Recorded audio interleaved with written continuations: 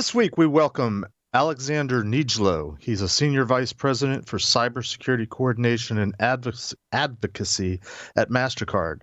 And we're going to discuss how small and medium businesses can be successful in their cybersecurity efforts, as well as touching on the extreme shortage of cybersecurity professionals in the workforce overall. In our security and compliance news segment, we'll talk about projected costs for complying with the California Consumer Privacy Act, that's CCPA, the New York's amended security breach law, which actually goes into effect at the end of October this year, the rising specter of liability for directors and officers within companies, common pitfalls of security monitoring, PSD2, which is not a video game, I'm told, PCI, and more. So join us as we tear down silos and build bridges on Security and Compliance Weekly.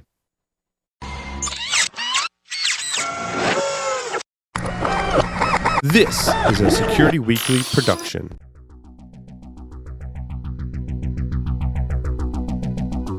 And now, it's the show that bridges the requirements of regulations, compliance, and privacy with those of security. Your trusted source for complying with various mandates, building effective programs, and current compliance news. It's time for Security and Compliance Weekly. Today's organizations face an evolving set of security threats and continually changing compliance requirements. As your business grows, privacy concerns only multiply and add to a dynamic set of priorities. Today's organizations need to integrate risk, security, and privacy into a cohesive program. Online Business Systems team of seasoned security practitioners work closely with you to assess your security posture, policies, procedures, and technologies, providing tailored solutions that are specifically aligned to your business's risk profile and ultimately ensure the protection of your brand. To learn more about Online Business Systems, go to securityweekly.com/online. Welcome to episode number 2 of Security and Compliance Weekly, recorded on October 8th, 2019. I'm your host, Jeff Mann, coming you remotely from beautiful Pasadena, Maryland, and I'm joined by my lovely co-hosts, Josh Marpet, Scott Lyons, and Matt Alderman. Welcome, guys. This Always is a pleasure. completely virtual and remote show this week. There's nobody in Gene Unit Studios to represent. No, and it's full. We're all here again. And we're all here. Hey, start off quickly with an ad. We've got exciting news about Security Weekly and our webcast program. We are partnered with ISC2 as an official CPE provider. So if you attend any of our webcasts, you'll receive 1 CPE credit per webcast. You can register for any of our upcoming webcasts by going to securityweekly.com/webcasts. And if you've missed any of our previously recorded webcasts, you can find our on-demand library at securityweekly.com/on-demand. And you can get CPE credits even for listening to the pre-recorded webcasts. So moving on, our guest today is Alex Niejelow. He's the Senior Vice President for Cybersecurity Coordination and Advocacy for Mastercard. Prior to joining Mastercard, Alex was the Director of Cybersecurity Policy on the National Security Council at the White House, where he focused on efforts to advance the administration's cybersecurity, technology, and trade policy priorities. He has a much longer bio, but I will let him choose what he would like to share about his experiences. So, Alex, welcome to Security and Compliance Weekly. Thank you, Jeff. It's great to be here. Excited to get to be on your new podcast, and I think it's an exciting group, an exciting set of issues. Yeah, well, we're looking forward to it. We're certainly excited about getting this thing kicked off, and you have the honor of being our first interview, and so hopefully you'll set the bar high. We'll set it high, I promise, one way or the other. Great. Hey. So tell us a little bit about yourself, Alex. How'd you get into this business? And, I touched on the fact that you kind of come from the DC, bureaucratic government area, but, feel free to say as much or little about that as possible. But, just tell us a little bit. I'm proud of it. I think bureaucracy has become a dirty word too often. And honestly, people remembering that bureaucrat actually means experts in what they do in government and public service. is an important thing for us all, I think, just to take stock of as a society, but also just people. My background is well outside of DC. Grew up in Philadelphia, went to Duke University undergrad, then had the wonderful pleasure, like all Duke graduates, of becoming a Durham police officer, where I served for just under 3 years before going to law school. Went back to Philadelphia to Penn for law school, and then clerked on the federal courts and over to a great law firm in New York City, where I focused on IP issues, intellectual property issues, and trade secret issues, and large litigation matters. I was lucky enough after President Obama was elected to join his administration in 2010 at the Department of Homeland Security, and specifically at Customs and Border Protection, with the head of the agency, where I was brought in to help lead around our trade and national security issues. If you think about the 30,000 folks that you see in blue, whether you're entering the country or it's cargo, in the world that we're in today, trade and national security have become increasingly intertwined. And that was an unbelievable experience, and I'd love to tell you a little more about that over time. And that led itself to the White House role, actually two roles. First, in a new office that got stood up under President Obama, the Intellectual Property Enforcement Coordinator's Office, where I was the chief of staff. That office was meant to help bring some coherence and oversee all the different issues the federal agencies deal with, from patent trolls, if you remember that, to the Apple, Samsung smartphone wars from yesteryear, on over to counterfeit pharmaceuticals, and most specifically trade secret and IP theft by nation states, which is then what led into the National Security Council role, focused specifically on cybersecurity issues, and again, with an eye towards some of the very significant and still very real concerns around both governments as well as organized crime, and well beyond sophisticated actors going after our companies and our individuals and our IP. And now I have the pleasure of coming over to Mastercard, which is great. I'm about three and a half years in now in this role, and it's a fantastic experience and a great mandate. Our CEO brought me in to help stand up work around how we coordinate internally. So how our CISOs team does what they do so well to protect us, but also that knowledge and skill set that they have, on over to how that works with our products and services externally, ranging from fraud and digital identity on over to our public policy space around how we think about supporting small and medium businesses and trust in the broader ecosystem. So it's a great role, and really excited to get to talk to you guys. Great.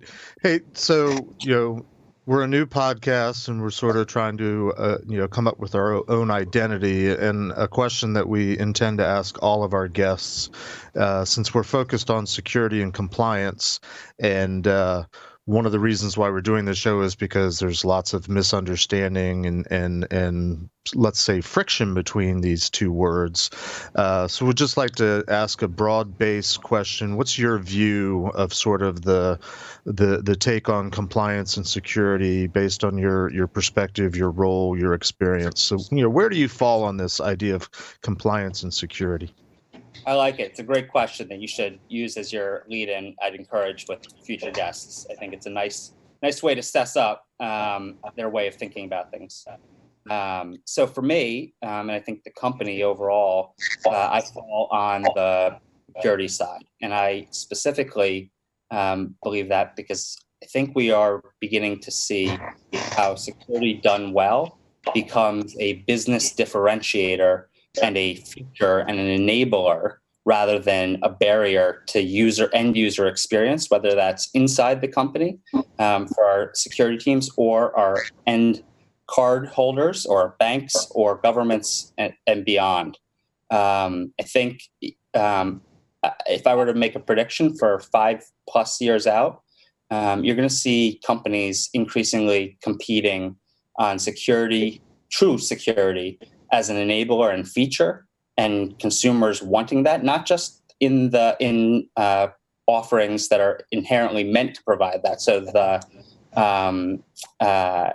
offerings along the lines of encrypted messaging. I mean products and services that are well beyond the singular intent of offering secure messaging or secure services. I think it'll be very interesting to see, and it's actually something that I think hopefully will improve the overall ecosystem. So you've touched on a few things, and just sort of. Where do you fall? Well, we don't like to tell. I mean, we all have different opinions, which is one of the reasons why we think we're going to have fun with this show. Because I come from a PCI background, when I hear PCI in particular, and I see it differently from other compliance regiments, but when I think PCI, I think security, whereas most of the rest of the security world, when they hear PCI, they think compliance, and it makes them want to drink. But the other guys certainly can weigh in on where they stand on compliance versus security. No, Jeff, it's just when we hear you, it makes us want to drink. No, okay, I can see that. So, Alex, my background's a little interesting because I went from security to compliance back to security. So I've been on both sides of that coin where, if you're doing security well, then compliance becomes, I think, an outcome of a really good security program, but I'm not sure that the industry as a whole is quite there yet. And so how do compliance drivers influence a security program and vice versa? I think that's kind of what we're trying to, bring to light in this show, for example. Oh boy. Can I take the next? Josh or Scott, can you answer it in a more serious manner, or are you just content to drink when you see me? Well, as much as I like to drink when I see you, I'm thinking that I'm going to let Josh take the next one, actually. So I actually blue screened in the middle of this, which is why I disappeared for a couple minutes, which was fascinating, but I'm back up. He blue screened again. He blue screened again. All right, it's all on you, Scott. Okay, so it's on me. All right, that's fine. Security and compliance have always been beating each other in the ring, right? Like they've always been going at it, right? On one hand, security feels that they're their own entity, and compliance is like this redheaded stepchild that gets shoved off to the side. Or if you're looking at it from the flip side, right? Compliance is the one that rules the roost, and security is the redheaded stepchild, right? So either way, companies always view both of those as cost centers, right? Meaning that they take away from the bottom line, right? The prediction really is going to be what compliance regime is going to be the most helpful, and how is it going to be applied across organizations, as well as do organizations understand what's going on with those compliance sets when it comes to their product. Sure. Yeah, I agree with that, by the way, on that point, right? That's what I was trying to foreshadow on this distinction of they're often viewed as inherently competing objectives, or rather sunk costs, right? And I think as you see some of the more thoughtful companies, and I think we've started to and are demonstrating that here, and there's some others out there that I think are quite impressive as well, that are doing so, of truly recognizing that security done well, people want that. Trust in the service they're getting, trust in the provider, trust in the experience.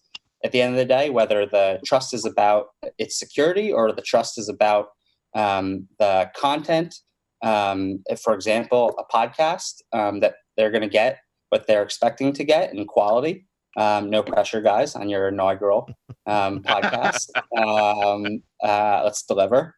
It matters, and it really is. To put it in, I don't want to overstate it, but in pretty direct terms, most of our decisions, whether you really think about it this way or not, are a trust-based determination. Do I trust the car that I'm going to get into? Do I trust the individual that I'm going to talk to? Do I trust where I'm going to send my money and beyond?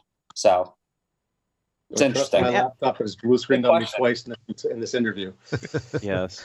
I said say something quick, Josh. Running Windows. It's very frustrating. I'm actually this determined me. I'm switching to a Linux box, but very quickly, I think that compliance and security are about risk, about trust, which you brought up, Alex, which is great.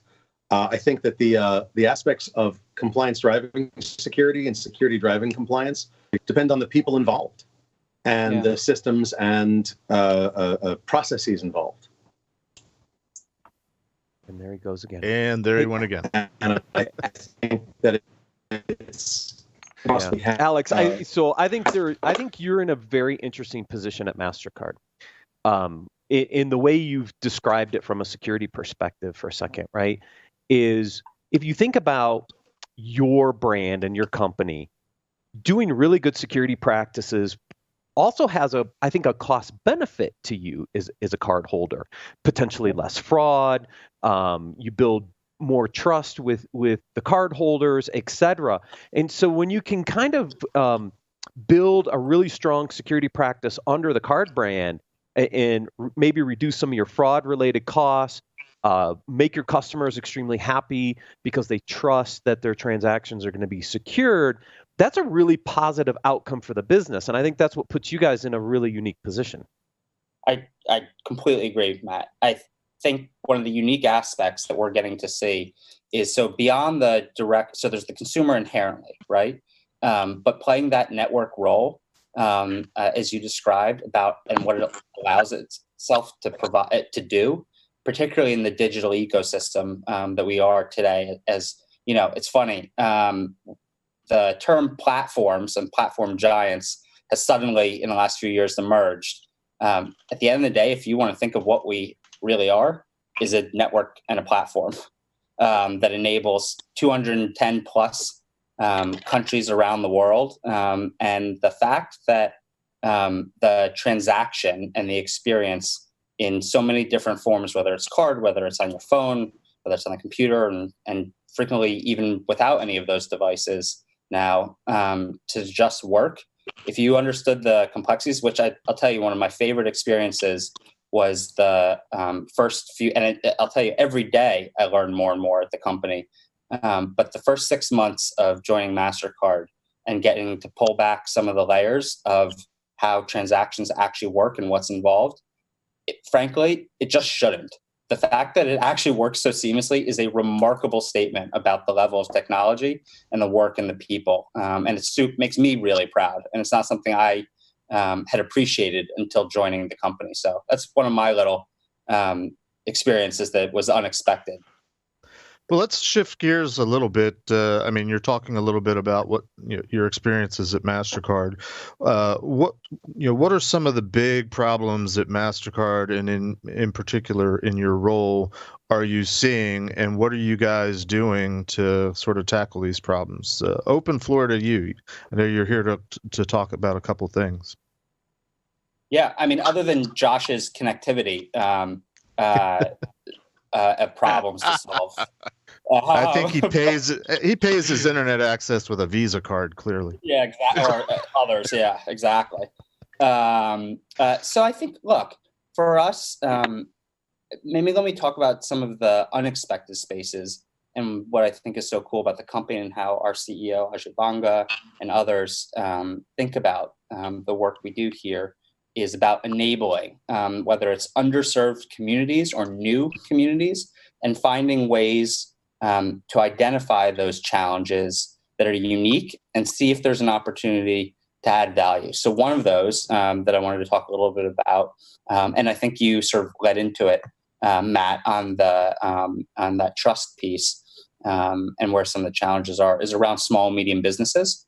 If you think about it, this community is in every city, state, and country around the world consistently the largest revenue generators for taxes, let alone GDP contributors, right? And at the same time, they are some of the most vulnerable and challenged by cybersecurity threats that are out there today. That, to me, is a top-of-mind issue. Would love to get into that a little bit and get your guys' perspective and tell you a little bit about some of the things that we're thinking about and have started over the last year or two plus. Yeah, I mean, the small to medium businesses, I think, are the ones that have the resource shortage, both when it comes to people and potentially dollars to build a really strong security program. And you're right, everybody focuses on the Fortune 2000, but think about all the number of small to medium businesses that are driving our economies every day. How do we make them more secure when they don't have the same level of resources that the Fortune 2000 have?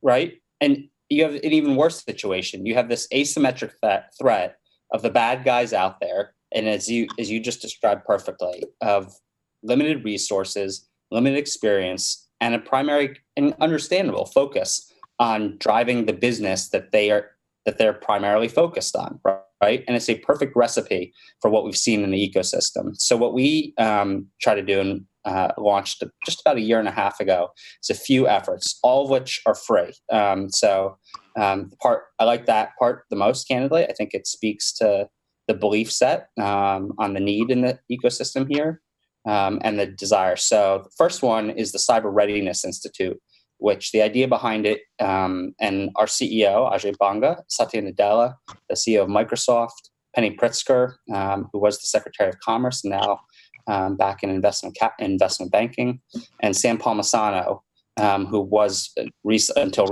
relatively recently, the CEO of IBM, are the co-chairs. What we did is bring together a number of Fortune 250 companies and try to focus in on the top 4 to 5 areas that consistently stand out as the areas of deficiency, and to winnow down what I would say, unfortunately, in the cybersecurity space is a lot of noise.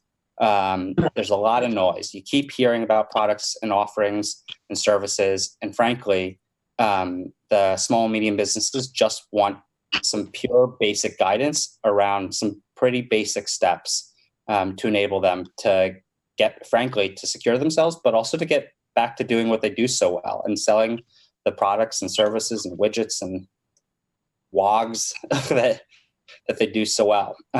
So we're pretty excited about that. It's now live. It's a process and will be iterative, but I think it hits some pretty important areas, ranging from authentication to patching to USB management and beyond, and in an approachable way. So it's a nice first step. And the second one centers around providing tools. So first is guidance, and the second with the Global Cyber Alliance that we established a small business toolkit that allows folks to literally deploy some basic parameters like Quad 9, which I think is a super easy and great thing to do that folks wouldn't know otherwise. So that's the short-ish version of what we're trying to do around small businesses. Yeah, and so that first initiative really sounds kind of like a basic cyber hygiene. Here's the basics you need to do, right? Like patch your systems, make sure you have strong authentication, just some of the basics, right? Just to make sure that they have the ability to do those things. And to think of your, I don't want to product picture, but think of your iPhone, right? I mean, you go into settings and step by step through the drop down, it brings you to what you need to do. Making it that easy rather than this is what I mean by the noise. We continue to tell people you should really patch. People don't know what the heck that means most of the time, right? Or it's not approachable. To make it easier and allow them to take these types of actions, that's exciting.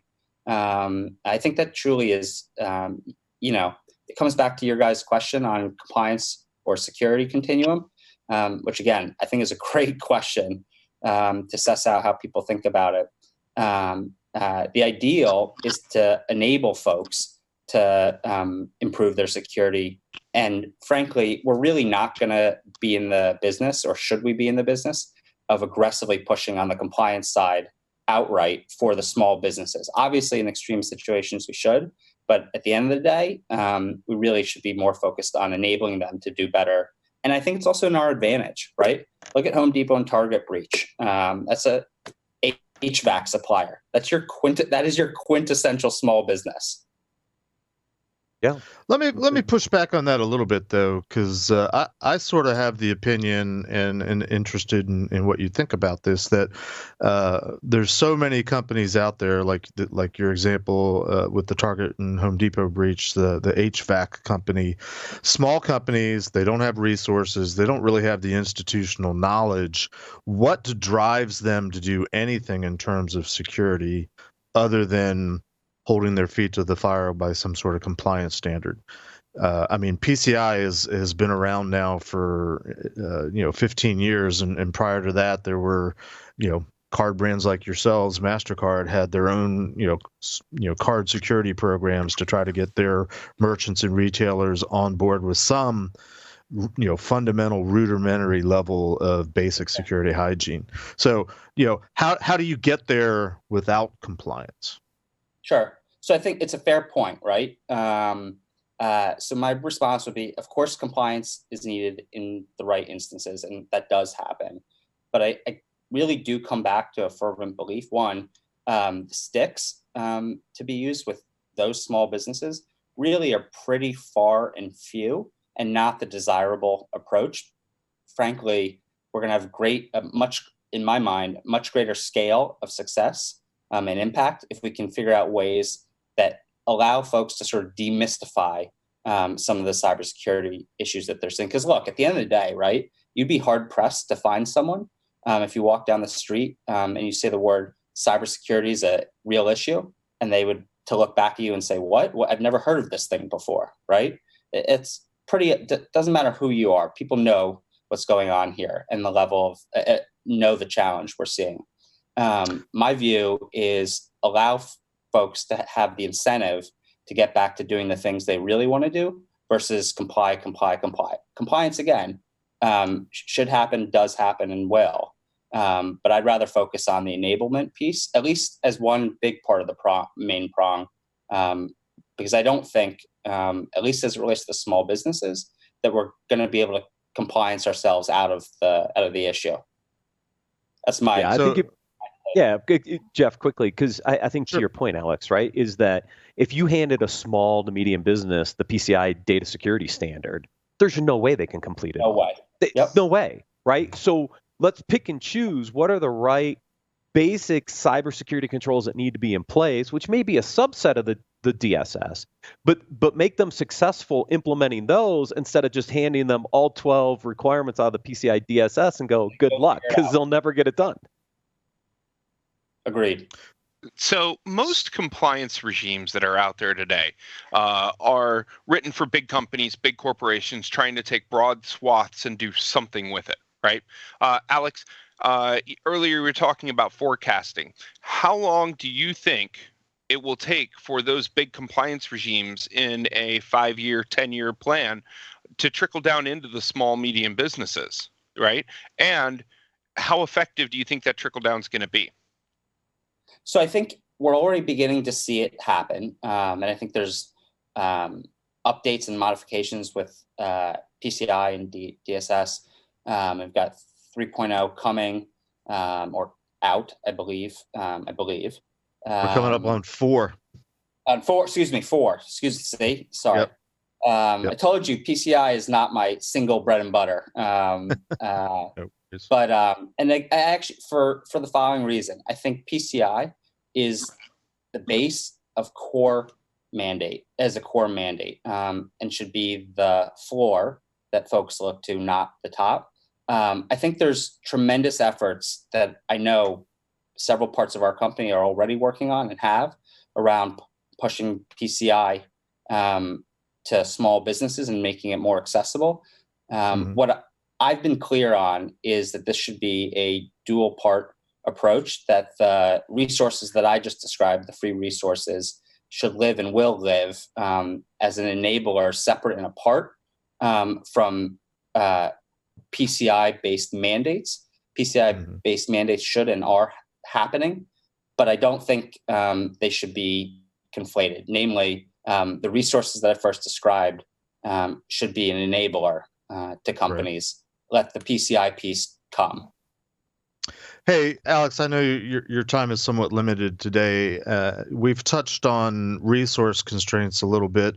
One of those constraints is simply people out there that are trained and knowledgeable on cybersecurity, knowing when and how to apply, or what level of compliance standard like PCI to apply. If you have the time, please take a few minutes to tell us about this Cyber Talent Initiative that Mastercard's involved with.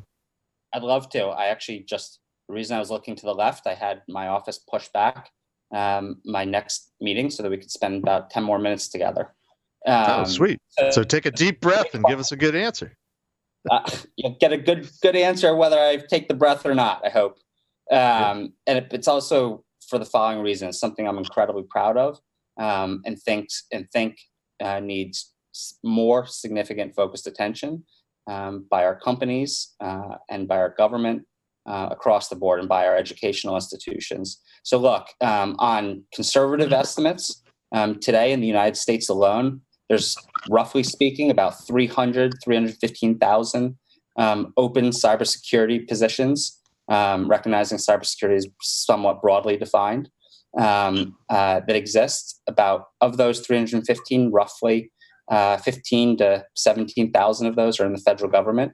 That is a deeply concerning circumstance when you think about the fact that these tend to be some of the highest paying technology and beyond just technology, highest paying entry level positions out there.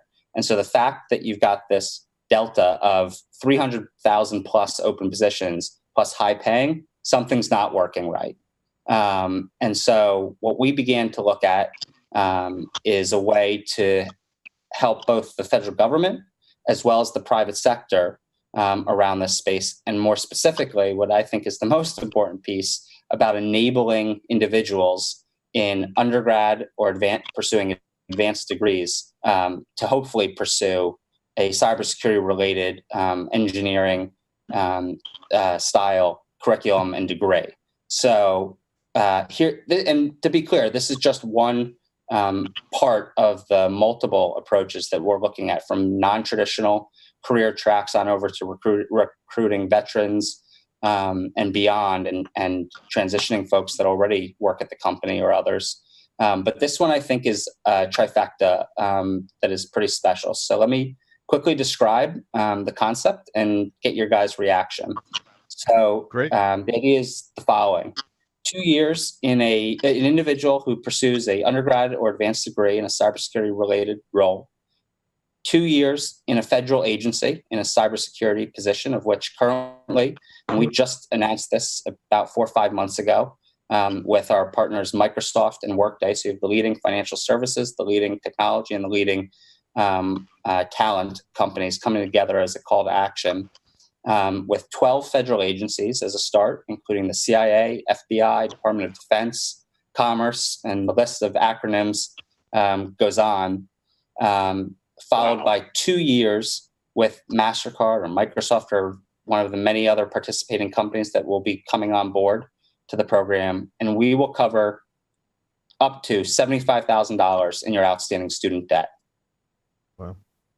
It's a significant commitment on how we view both the talent need as well as a recognition that, frankly, and this is a personal belief set and one that I think holds true in the company, a serious concern around the growing student debt crisis in this country. We're inching towards almost $1.6 trillion in outstanding student debt.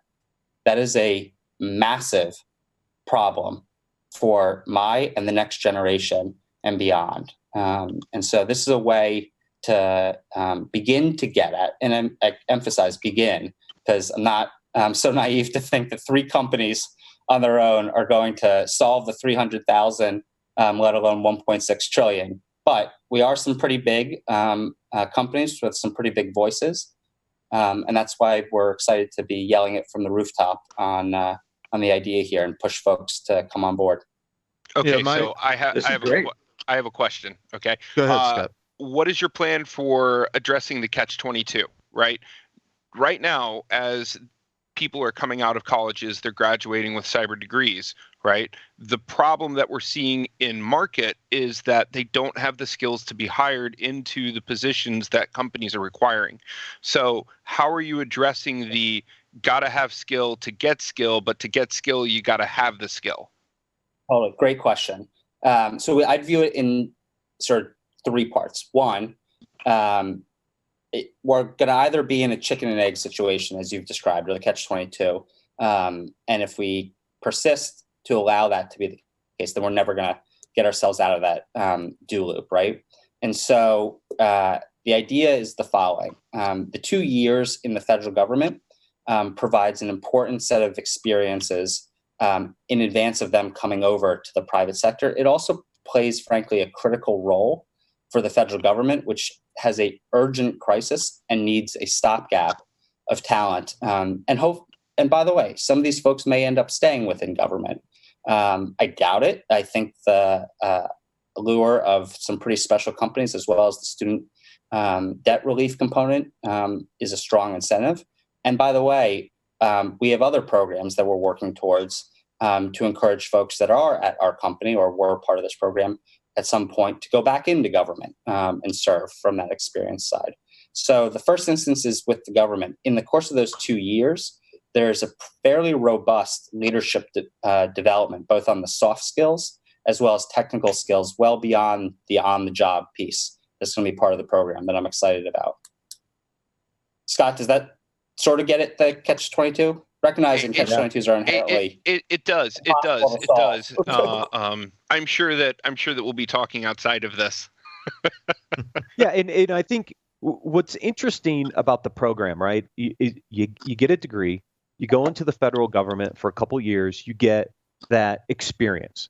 That gives you the ability to move out into the public sector and do another couple years there. That if you think about it from a career starting standpoint, what do you think all the financials did back in the day? They stole all the talent from the federal government.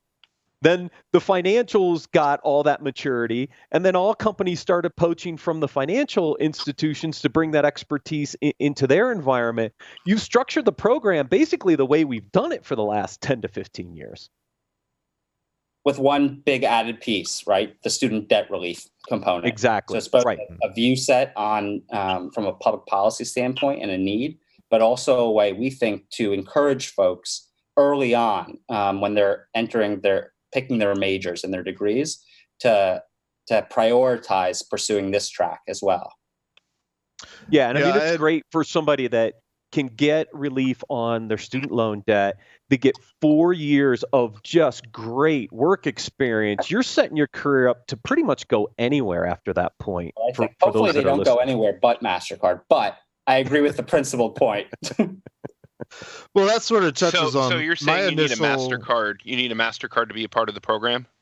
I think that's what you said. No, you don't. I would encourage it.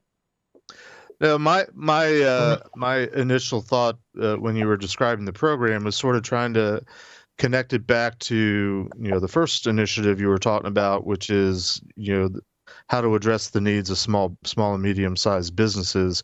What is being built into the program beyond hoping that everybody stays employed with Mastercard? But what if anything's built into the program to try to incentivize people to go out and seek employment with the smaller, medium-sized companies, which I think the assumption is don't pay as well? Under this program? Yeah. So I think is there any connection? Is there any connection between the two programs, or thought of connecting? There is. I think. Look, the connection is obviously the resources and leveraging the biggest enterprises like ours and Microsoft's and Workdays of the world, where we equally have the need and desire here. But also, I think is a need, particularly around what I describe as the middle market spaces of probably the larger side of the M's in medium, the 2,000 person company that may not be immediately on everyone's radar. Right. or is, right? But I think it does lend itself to incentivizing folks to actually, for companies that would join the program, to go towards one of those spaces when they may not have otherwise been in a position to do so, and either would have either gone to government or simply come to the Mastercards or Microsofts or Googles and others. So I think it's actually an interesting enabler. It's actually one of the targets that we're looking to encourage to bring on as part of the program. But frankly, the more the merrier, big, small, medium, left, right. There's a real need here, and we're pretty excited to try and bring this about and work with folks, including getting to talk to you guys about it today. That's So great. are you Alex, asking companies to join? I mean, is there an open invitation for companies to join the initiative? Absolutely. Good to know. Great. Very completely open. And in fact, applications for the first cohort of students run through the October 18th. So time's running out. We already have a significant number of applications, but I'd encourage folks to go to cybertalentinitiative.org, and it's on the show notes. And I think you'll see it's a fairly reasonable process that one would expect, and pretty exciting. But companies, we would love more companies to join us. That's the whole point. That's perfect. That's wonderful to hear. This sounds really great. I wish we had more time to talk about, but I want to be respectful of your time. As Alex mentioned, links to all these different initiatives and programs can be found in our show notes. And with that, we will wrap it. Thank you very much, Alex, for joining us today for our inaugural interview.